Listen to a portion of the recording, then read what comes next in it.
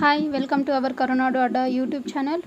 Corona virus attack ಆದಾಗಿಂದ ಎಷ್ಟೊಂದು ಜನಕ್ಕೆ ಪ್ರಾಬ್ಲಮ್ ಆಗಿದೆ. ತುಂಬ ಜನ ಕೆಲಸ ಕಳ್ಕೊಂಡ್ರು. ತುಂಬ ಜನ ನಗರ ಪ್ರದೇಶಗಳನ್ನ ಬಿಟ್ಟು ಹಳ್ಳಿ ಕಡೆ ಹೋಗಿ ತಮ್ಮ ಅಗ್ರಿಕಲ್ಚರ್ನ ಮತ್ತೆ ಸ್ಟಾರ್ಟ್ ಮಾಡಿದ್ರು. ಸೊ ಕೆಲಸದ್ದು ಪ್ರಾಬ್ಲಮ್ ಎಲ್ರಿಗೂ ಆಗಿದೆ ಅನ್ನೋದಂತೂ ಗೊತ್ತು. ದೊಡ್ಡವರೆಲ್ಲ ಅಂದರೆ ಶ್ರೀಮಂತರು ಇದನ್ನು ತಡ್ಕೊಳ್ಳೋ ಶಕ್ತಿ ಇರುತ್ತೆ, ಅವ್ರಿಗೆ ಆರ್ಥಿಕವಾಗಿ ಸಬಲರಾಗಿರ್ತಾರೆ. ಆದರೆ ಬಡ ಕುಟುಂಬದವರು ಮತ್ತು ಮಧ್ಯಮ ವರ್ಗದವ್ರಿಗೆ ತುಂಬ ಪ್ರಾಬ್ಲಮ್ ಆಗಿತ್ತು.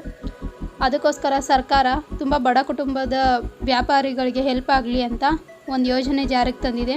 ಅದು ಬೀದಿ ಬದಿ ವ್ಯಾಪಾರಿಗಳಿಗೋಸ್ಕರ ಜಾರಿಗೆ ತಂದಿರೋ ಯೋಜನೆ. ಅದರ ಹೆಸರು ಬಂದು PM ಸ್ವನಿಧಿ ಯೋಜನೆ ಅಂತ.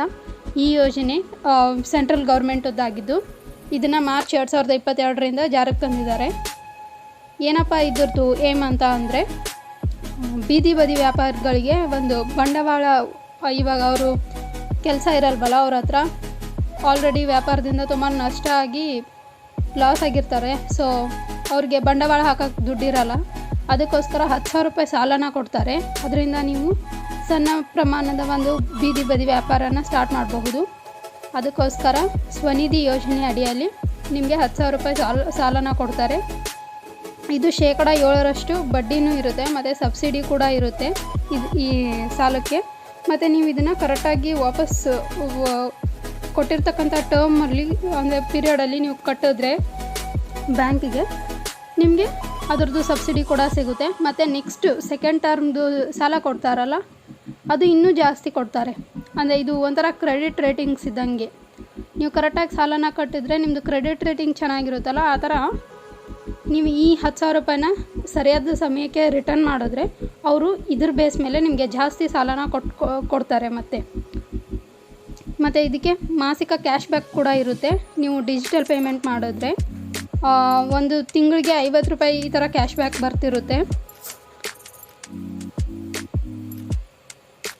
ಮತ್ತು ಇದಕ್ಕೆ ಮೇಯ್ನ್ ಇಂಪಾರ್ಟೆಂಟು, ನೀವು ಯಾವುದೇ ಥರ ಕೊಲಾಟ್ರಲ್ ಕೊಡಬೇಕಾಗಿಲ್ಲ. ಅಂದರೆ ನೀವು ಯಾವುದೇ ಥರ ಇವಾಗ ಸಾಲನ ಬ್ಯಾಂಕಿಂದ ಸಾಲ ತೊಗೊಬೇಕಾದ್ರೆ ನೀವು ಕೊಲಾಟ್ರಲ್ ಕೊಡಬೇಕು, ಅಂದರೆ ಏನಾದರೂ ಒತ್ತೆ ಇಡಬೇಕಾಗುತ್ತೆ. ಸೊ ಈ ಸಾಲನ ಕೊಡಬೇಕಾದ್ರೆ ನೀವು ಪಡಿಬೇಕಾದ್ರೆ ಯಾವುದೇ ರೀತಿಯ ಮೇಲಾಧಾರ ಬೇಕಾಗಿಲ್ಲ, ಭದ್ರತೆ ಬೇಕಾಗಿಲ್ಲ. ಸೊ ನಿಮಗೆ ಹಾಗೆ ಸಾಲ ಕೊಡ್ತಾರೆ ಅವರು. ಏನಪ್ಪ ಇದ್ರ ಉದ್ದೇಶ ಅಂತ ಅಂದರೆ, ವರ್ಕಿಂಗ್ ಕ್ಯಾಪಿಟಲ್ ಲೋನ್ಗಳನ್ನ ಜಾಸ್ತಿ ಮಾಡಿ, ಲಾಕ್ಡೌನ್ ನಂತರ ಎಲ್ರಿಗೂ ಜೀವನೋಪಾಯಕ್ಕೆ ತುಂಬ ಕಷ್ಟ ಆಗಿತ್ತಲ್ವ. ಸೊ ಅದನ್ನು ಜೀವನೋಪಾಯಕ ಚಟುವಟಿಕೆಗಳನ್ನ ಮತ್ತೆ ಜಾಸ್ತಿ ಮಾಡಬೇಕು ಅನ್ನೋದು ಸರ್ಕಾರದ ಏಮು. ಮತ್ತು ಕ್ಯಾಶ್ನ ಮಾರ್ಕೆಟಲ್ಲಿ ಜಾಸ್ತಿ ಮಾಡಬೇಕು, ನಗದು ಹಿಂತಿರುಗುವಿಕೆ ಮತ್ತು ಬೇಡಿಕೆಗಳ ಮೇಲೆ ಹೆಚ್ಚಿನ ಸಾಲನ ಕೊಟ್ಟರೆ ನಿಯಮಿತ ಮರುಪಾವತಿ ಉತ್ತೇಜನವೂ ಆಗುತ್ತೆ. ಮತ್ತು ಡಿಜಿಟಲ್ ಮರುಪಾವತಿಯಿಂದ ಡಿಜಿಟಲೀಕರಣ ಜಾಸ್ತಿ ಆಗುತ್ತೆ ಇಂಡಿಯಾದಲ್ಲಿ. ಆಲ್ರೆಡಿ ನಮ್ಮ ಇಂಡಿಯಾ ಡಿಜಿಟಲೀಕರಣದಲ್ಲಿ ನಂಬರ್ 1 ಇದೆ.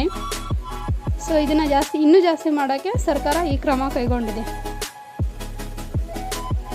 ಇನ್ನು ಇದಕ್ಕೆ ಈ ಯೋಜನೆ ಅಡಿಯಲ್ಲಿ ನಿಮಗೆ ಯಾರೆಲ್ಲ ಸಾಲ ಕೊಡ್ತಾರೆ ಅಂತ ಅಂದರೆ, ಶೆಡ್ಯೂಲ್ಡ್ ಕಮರ್ಷಿಯಲ್ ಬ್ಯಾಂಕ್ಸ್ ಇರ್ತಾವಲ್ಲ, ಅದು ಸಾಲ ಕೊಡುತ್ತೆ.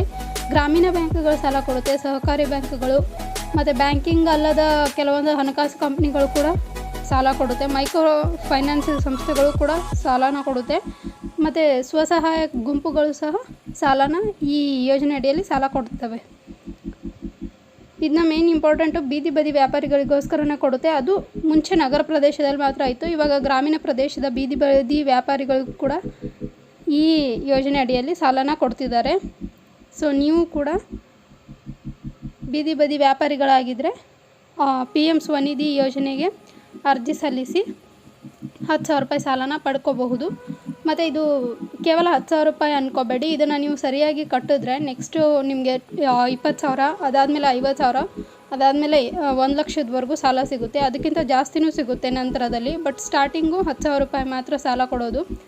ಇದಕ್ಕೆ ಅಪ್ಲಿಕೇಶನ್ ಹಾಕೋಕ್ಕೆ ಏನೇನು ಬೇಕಂತ ಅಂದರೆ, ನಿಮ್ಮದು ಆಧಾರ್ ಕಾರ್ಡು ಮತ್ತು ವೋಟರ್ ID, ಇದು 2 ಡಾಕ್ಯುಮೆಂಟ್ ಮಾತ್ರ ಬೇಕು. ಮತ್ತು ಬ್ಯಾಂಕ್ ಪಾಸ್ಬುಕ್ ಬೇಕಾಗುತ್ತೆ ನಿಮ್ಮ ಅಕೌಂಟಿಗೆ ದುಡ್ಡು ಹಾಕೋಕ್ಕೆ.